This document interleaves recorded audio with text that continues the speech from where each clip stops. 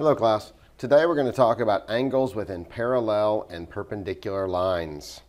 Okay, so let's begin.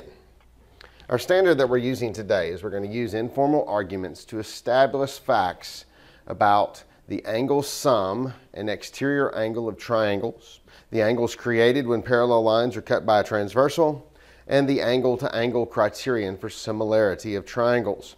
So in this lesson, we're going to focus on the underlined part here, angles created when parallel lines are cut by a transversal.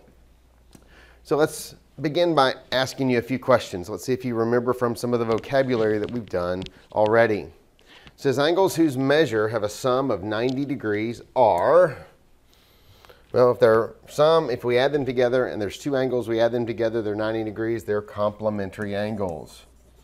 Complementary angles. Okay, number two, vertical angles have equal measures, so they are congruent. Okay. Angles whose measures have a sum of 180 degrees, well, this is the same one that's in complementary. They're 90 degrees for complementary. For 180, they are supplementary. Supplementary is how you learn how to spell that. And then a part of a line between 2 points is called a line segment. So all of those are things that we just need to know. So that's kind of a review of our vocabulary. So what we're going to do in this particular lesson is we are going to learn to identify parallel and perpendicular lines and the angles that are formed by a transversal. Okay? So we're going to be looking at three vocabulary words today: parallel lines, perpendicular lines, and transversal. And you should have already identified those definitions or defined those in the project that we've been working on. So let's just kind of review those real quick. Parallel lines are lines in a plane. They have to be in the same plane that never meet. They never cross. Okay, like I said, a perfectly straight, infinite train tracks. So now hopefully you see the significance of the picture at the beginning. Some train tracks. Okay. So perpendicular lines are lines that are also within the same plane that intersect to form 90-degree angles. Okay, so let's talk about the transversal idea. It says the railroad ties are what we call transversals to the tracks. Okay, so these tracks right here, they're running lines, and hopefully those lines never meet on those two particular tracks. Well, these railroad ties here, these cross ties, they hit both of those lines and they cut across them. So we call that line right there a transversal. Okay, so a transversal is a line that intersects two or more lines that lie in the same plane. Transversals are parallel lines that form angles with special properties. And that's what we want to look at today. What are some of those special properties that we have? Okay, so here's one thing that you got to understand. Okay, and I've talked about this before. It says you cannot tell for certain if angles are congruent by looking at them. You can't tell how smart a person is just by looking at them. You have to actually prove it. You got to talk about it.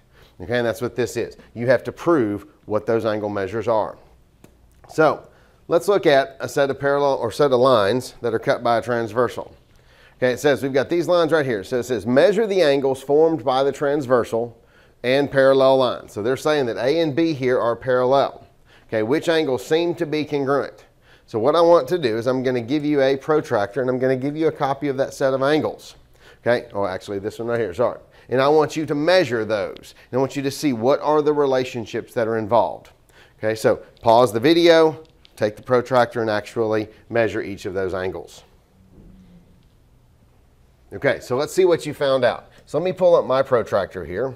So I'm going to pull up my math tools, pull up my protractor. And here's a protractor. Okay, protractor is used to measure angles. That's all it is. It's its only job. Okay, we don't have any amateur tractors or anything like that. This is straight up pro. Okay, protractor. Now what you do is you have to take this point right here. Okay, and that's the point that you set on the vertex of the angle. So what we're going to do is I'm going to pull this down and I'm going to measure angle 6 right here. Okay, so I've got my point there on the vertex. So now I need to roll this down so that I set this vertex, or set this point right here, the center of that protractor, on the vertex, and I lie this up on the angle. You'll notice it goes right across that angle right there. Okay, now when I do that, I can look at the measure of angle 6 right here. So I come out here and I see where this one's here on the 180 or the 0 mark, and I come all the way up here and it shows me that this angle is either 30 or 150. Now you have to use a little bit of common sense in order to figure out what the angle measure is. And this angle is 30 degrees. So we could actually write down that angle 6 there is 30 degrees. Now, are there any other angles that would be the same? Well, if we actually pull this up here and we measure this angle right here, you find that angle 2 here, it is also 30 degrees. So one of the things that we should notice is that this angle 2 and this angle 6 are both 30 degrees. Okay?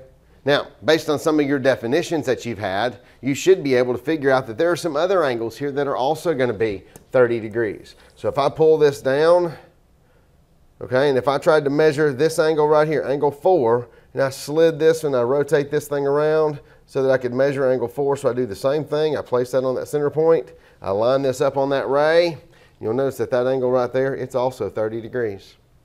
Okay, so this angle right here is also 30 degrees. Now, what else do you find out? Based on what you see there, what could you assume? Okay, if these two right here are 30 degrees, what about these two right here? Well, there it's also going to be 30 degrees. Now, one of the other relationships that you should realize is that if I look at this angle and this angle right here, this one and angle 1, well, those two angles actually form a straight line. And two angles that form a straight line, we say that they equal how much? We say that they are supplementary. So in order to find this angle right here, angle 1, all I have to do is take 180 degrees and subtract 30 from that, and that should give me the measure of angle 1, which is 150 degrees.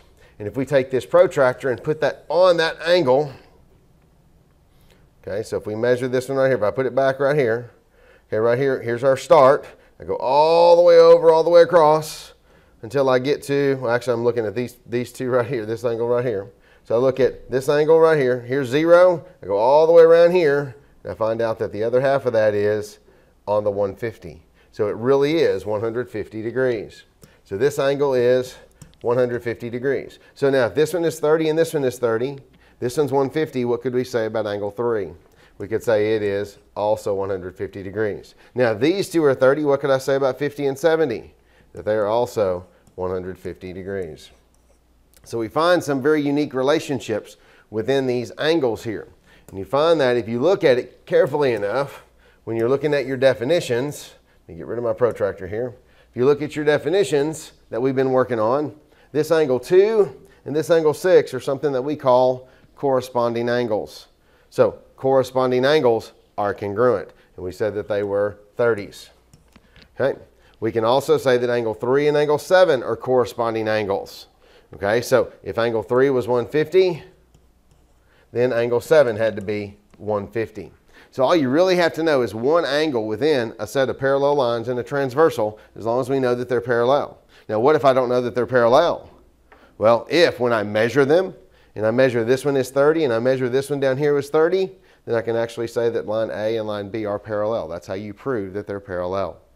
Okay, so there are some very unique relationships that we look at when we're dealing with parallel lines. And here are some other relationships that we ought to notice. It says if two lines are intersected by a transversal and any of the angle pairs shown below are congruent, then the lines are parallel. So this is how we can determine whether or not lines are parallel.